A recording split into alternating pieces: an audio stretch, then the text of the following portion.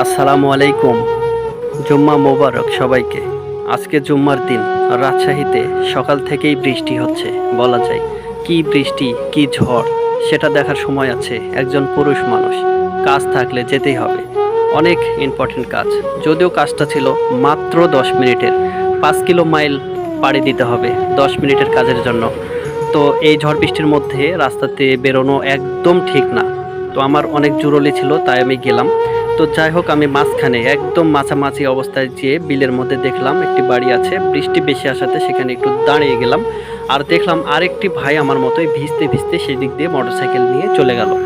দেখে একটা কথা মনে পড়লো, সেটা হচ্ছে পুরুষ মানুষ মহিলা মানুষ দুটো সমান, তবে কাজের ক্ষেত্রে না। তার কারণ একটি মহিলাকেও আমি কিন্তু রাস্তাতে সেই অবস্থায় দেখতে পাইনি। তো যাই হোক, আমি সামনে এগিয়ে দেখলাম দুইটি গাছ একসঙ্গে পড়েছে। হয়তো তাদের মধ্যে কথা ছিল এমনটাই যে একসঙ্গে বাঁচবো, নয়তো বা একসঙ্গেই মারা যাব। তো যাই হোক, আলহামদুলিল্লাহ আমি অবশেষে আমার গন্তব্যস্থলে চলে এসেছি। আসার পরে দেখলাম ঝড় বৃষ্টিতে তাদের বাসার দরজা কিছু নেই আর কি, সকল কিছু সমান হয়ে গেছে। এখন টিন পাড়ি দিয়ে সেখানে আমি গেলাম, যাওয়ার পরে কাজটা শেষ করলাম।